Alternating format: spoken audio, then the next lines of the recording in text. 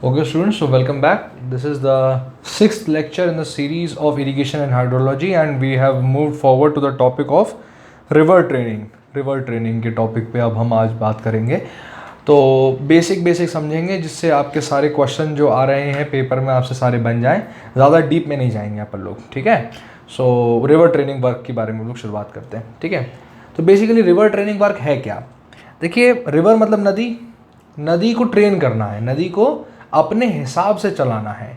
क्या होता है कि कुछ नदियाँ बहुत उत्पाती होती हैं। उत्पाती in the sense these are notorious reverse.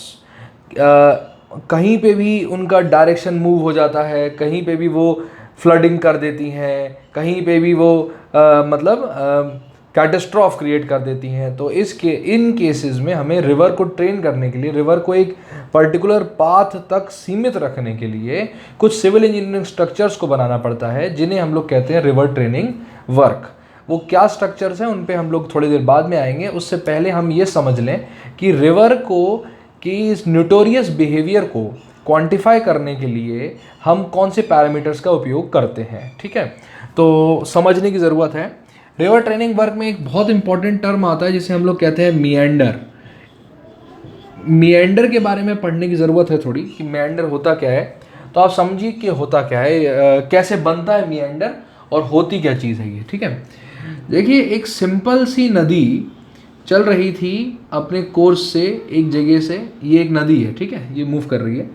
इसका पानी यहाँ से लेकर यहाँ तक, यहाँ से लेकर यहाँ तक, यहाँ से लेकर यहाँ तक मूव कर रहा है। अब देखना क्या होगा। अब ये होगा कि ये पानी जैसे ही यहाँ आएगा तो ये इस पोर्शन को हिट करेगा। जब इस पोर्शन को हिट करेगा तो क्या होगा कि इस पोर्शन पे करेगा स्काउरिंग। क्या कराएगा? स्काउरिंग। स्काउरिंग यानी खोदेगा इस पोर्शन को, और इसकी जो सिल्ट है वो जाके डिपॉजिट कर देगा, वो दूसरे साइड पे जाके डिपॉजिट हो जाएगी इसकी सिल्ट। पानी आएगा, यहाँ से खोदेगा और यहाँ पे डिपॉजिट कर देगा, ठीक है। तो ऐसा चलता रहेगा, ऐसा चलता रहेगा। तो क्या होगा कि पहले एक जो नदी जो बिल्कुल थोड़ी सी हल्की सी बेंट थी, उसमें मिएंडरिंग का ये प्रोसेस जैसे ही शुरू होगा तो वो थोड़ी और बेंट होगी। अब मान लेते हैं कि एक शहर जो यहाँ पे था और एक शहर जो यहाँ पे था, हमारे पास पहले ये कोर्स ऑफ नदी थी। फिर क्या हुआ कि ये नदी थोड़ी और टेढ़ी हुई, ये और टेढ़ी हो गई। नदी हमारे पास पहले से ज़्यादा टेढ़ी हो गई। फिर क्या हुआ कि और ज़्यादा टेढ़ी हो गई। तो ऐसे करते करते ये नदी एक पॉइंट पे ऐसी हो जाएगी कि ये नदी जो है, ये जो पहले इसके इस सिटी के पास में थी या इस बैंक पे थी, वो नदी अब मूव करके यहाँ आ गई। अब देखिए कितना प्रॉब्लम है। कितना प्रॉब्लम क्या है कि नदी से आने वाले पानी के ऊपर डिपेंड करता है कि वहाँ का सीवेज सिस्टम कैसे बना हुआ है, वहाँ का वाटर ट्रीटमेंट प्लांट कैसे बना हुआ है, किस प्रकार से वहाँ पे वाटर डिस्ट्रीब्यूशन किया जा रहा है। एनवायरनमेंट की जो पूरी स्पाइन है, उसकी जो पूरी नींव होती है एनवायरनमेंट की, वो रिवर के ऊपर बेस्ड है। रिवर के बिहेवियर या रिवर के पाथ या रिवर के वाटर कैरिंग कैपेसिटी, ये सारी चीज़ें गवर्न करती हैं पूरे एनवायरमेंटल को। एनवायरमेंटल इंजीनियरिंग को पूरी की पूरी करती हैं गवर्न। तो अगर रिवर अपने पाथ को ही चेंज कर लेगी और मान लें खुदा ना खास्ता यहाँ पे पानी बढ़ गया, तो यहाँ पे क्या हो जाएगी? फ्लड हो जाएगी। तो ये जो पोर्शन है ये फ्लड के लिए तैयार था नहीं, और ये पोर्शन जो फ्लड के लिए तैयार था यहाँ पे पड़ गया सूखा, तो सब गोलमोल हो गया, सारी चीज़ में प्रॉब्लम क्रिएट हो गई। इस वजह से हमें इस रिवर के इस पाथ को मेंटेन रखने की ज़रूरत है। वो कैसे होगा उसके बारे में अपन थोड़ी देर से अभी बात करते हैं। पहले अभी ये समझ लीजिए, आपको मिएंडर समझ में आ गया। मिएंडर क्या होता है? मिएंडर यानी एक टाइप का sharp bend in river is known as meander, ठीक है। अच्छा, अब मिएंडर को क्वांटिफाई करने के लिए, उसको एक मैथमेटिकल टर्म्स में उसकी स्ट्रेंथ को बताने के लिए कुछ टर्मिनोलॉजी उपयोग की जाती है, वो मैं यहाँ लिख रहा हूँ। ये एक मिएंडर है, ठीक है, बेंट है, शार्प बेंट है हमारे पास। तो मिएंडर का ये जो डिस्टेंस होता है एक बेंड से दूसरे बेंड के बीच में, this is known as meander width. और मियांडर का जो एक बेंड से दूसरे बेंड के बीच में लॉन्गिट्यूडनल डिस्टेंस होता है, दिस इज मियांडर लेंथ मेरे पास, ठीक है। तो मियांडर विड्थ और मियांडर लेंथ का उपयोग किया जाता है मियांडर को क्वांटिफाई करने के लिए।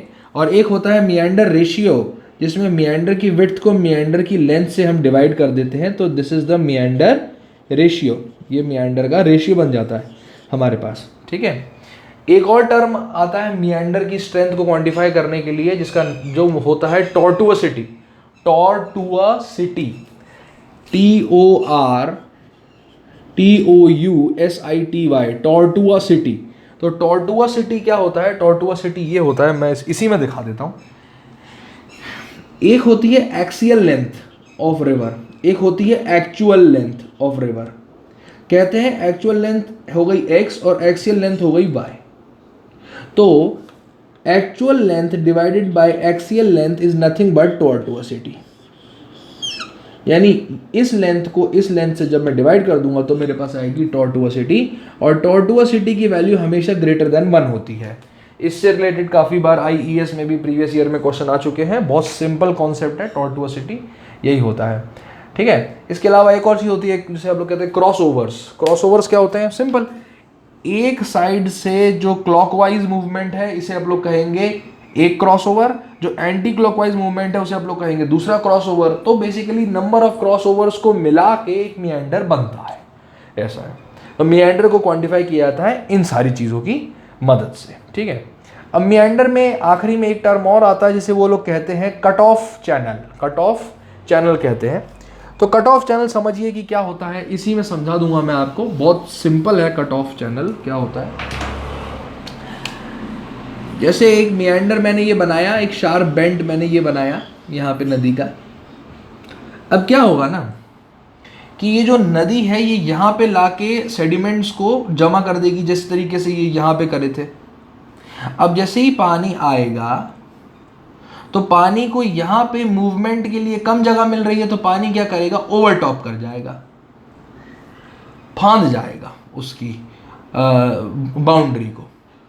और वो क्या करेगा? मान लेते कि ओल्ड जो चैनल था, यानी इनिशियली ये नदी ऐसे ही फ्लो कर रही थी, बाद में मियांडर करते करते ऐसी हो गई, ऐसा है। और यहाँ पे मियांडर हो रहा था जिस वजह से ये नदी यहाँ पे मूव कर गई, ऐसा। ये मियांडरिंग मैकेनिज्म की जगह है जिस वजह से ये नदी ऐसी मूव कर गई। तो अब क्या होगा कि यहाँ पे तो मूवमेंट हो नहीं पाएगा क्योंकि यहाँ पे सिल्ट हो गया, डिपॉजिट। तो ये पानी फांद के चला गया और ये इस चैनल को दोबारा उसके ओल्ड चैनल को, कट ऑफ चैनल जिसे कहा जाता है, उस ओल्ड चैनल को दोबारा से रीट्रेस करेगा और दोबारा से जाके इसी नदी में आके मिल जाएगा, ठीक है। तो ये जो चैनल है हमारे पास, this is known as cut off channel. इसे हम लोग कहते हैं कट ऑफ चैनल कहते हैं इसे, ठीक है। और कट ऑफ चैनल से एक और मैथमेटिकल टर्म रिलेटेड है जिसे वो कहते हैं cut off ratio. Cut off ratio. अब कट ऑफ रेशियो क्या होता है? कट ऑफ रेशियो होता है एक्चुअल लेंथ, जैसे इसकी एक्चुअल लेंथ AC और B, actual length ACB divided by AB। तो cut off ratio is equal to ACB divided by AB। This is the cut off ratio. समझ में आ गई मेरी बात, मैं क्या कह रहा हूँ? So cut off ratio is nothing but it is a natural mechanism which is created in order to control the deflection which happens in case of a meander.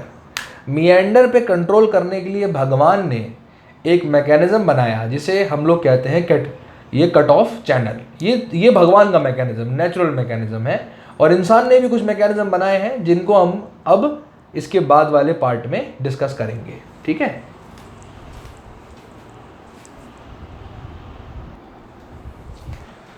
ठीक है, तो रिवर ट्रेनिंग वर्क के अब हम प्रकार देख रहे हैं। आर्टिफिशियल रिवर ट्रेनिंग वर्क जो इंसान करता है रिवर के कोर्स ऑफ एक्शन को, कोर्स ऑफ मूवमेंट को कंट्रोल करने के लिए, उसके बारे में अभी हम यहाँ देखेंगे। तो मैंने यहाँ पे कुछ ये नाम लिख रखे हैं। These are the constructions which are made by the man in order to do the river training. River को ट्रेन करने के लिए ये सारी चीज़ें बनाई जाती हैं, ठीक है। एक एक करके देखेंगे, डायग्राम से समझेंगे, बहुत सिंपल है, ज़्यादा मैथमेटिक्स में नहीं पढ़ना है, सिंपल है। मार्जिनल बंड पहला है, जैसे ये नदी है हमारे पास, सिंपल, इस नदी के दोनों तरफ हम एक प्रकार की वॉल टाइप की बना दें ताकि पानी ना तो फ्लड कर पाए और ना ही पानी यहाँ वहाँ मूव कर पाए। इस प्रकार के स्ट्रक्चर को हम लोग कहते हैं मार्जिनल बंड, सिंपल, इसे हम लोग क्या कहते हैं, मार्जिनल बंड। अब आ जाओ गाइड बैंक पे।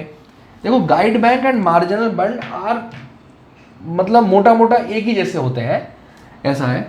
लेकिन मान लेते हैं कि बहुत बड़ी नदी है हमारे पास, जिसका एक बहुत बड़ा वाटर कोर्स है हमारे पास, और इस नदी का जो लेंथ है, जो विड्थ है, वो इतनी ही है।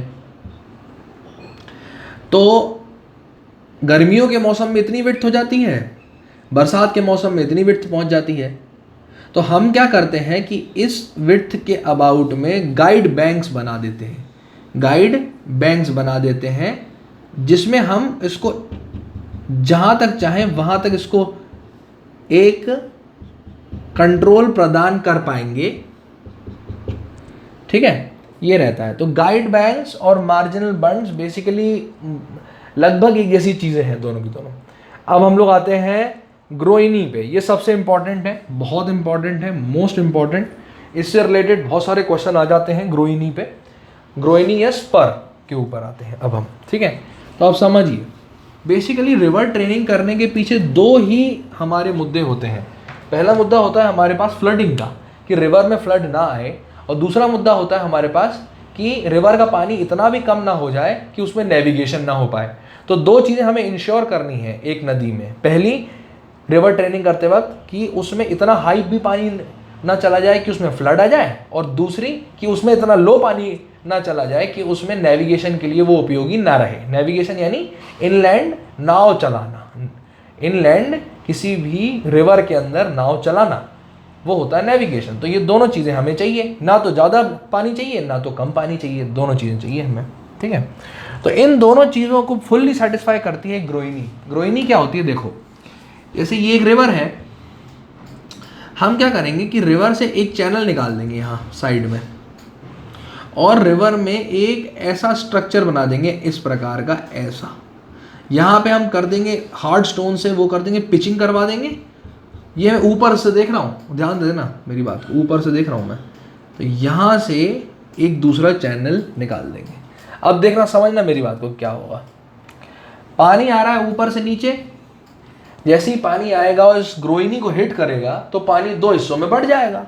आधा पानी यहाँ चले जाएगा, आधा पानी यहाँ चले जाएगा।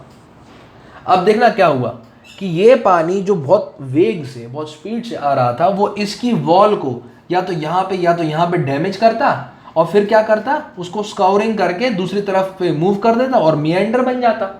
लेकिन प्रॉब्लम अब कैसे सॉल्व हुई कि ग्रोइनी ने क्या किया, ग्रोइनी ने इस पानी को आधा आधा बांट दिया, तो इसके वेग को कम कर दिया, इसकी स्पीड को कम कर दिया, इसकी स्ट्रेंथ को कम कर दिया। इसकी स्ट्रेंथ जब कम हो गई तो अब इस पोर्शन में काफ़ी पानी है जिससे नेविगेशन किया जा सकता है, यानी इस पोर्शन में नेविगेशन इज 100% होगा, ठीक है।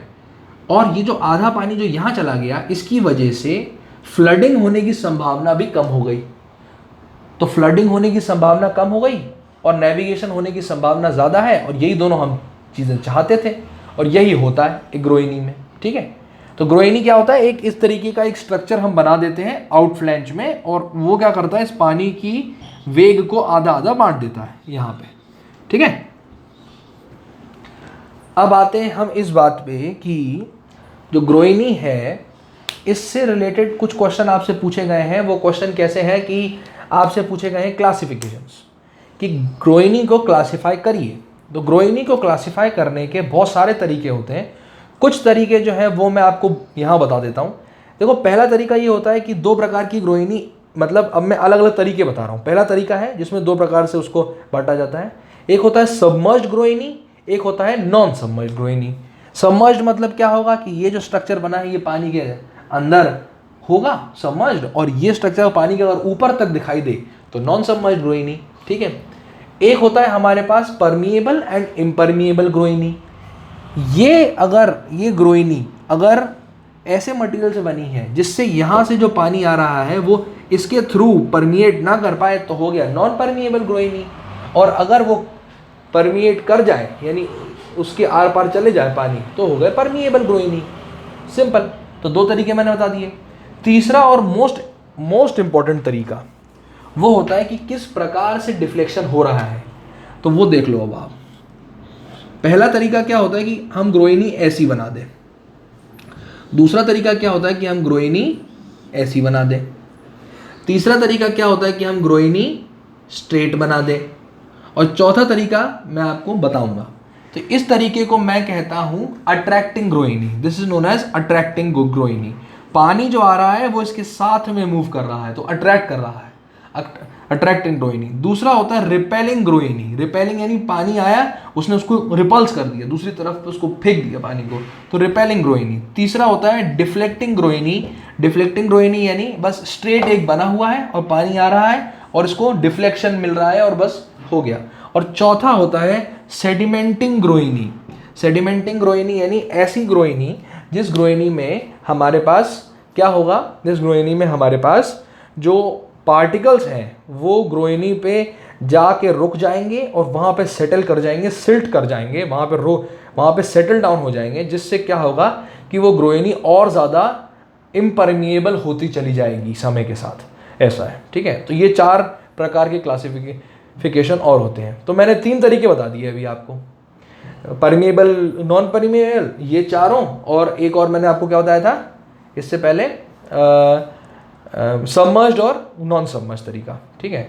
तो यही सारे कुछ क्लासिफिकेशन रहते हैं। इससे रिलेटेड आपको क्वेश्चन आ चुका है प्रीवियस ईयर में और इससे रिलेटेड इस बार भी आने की संभावना है।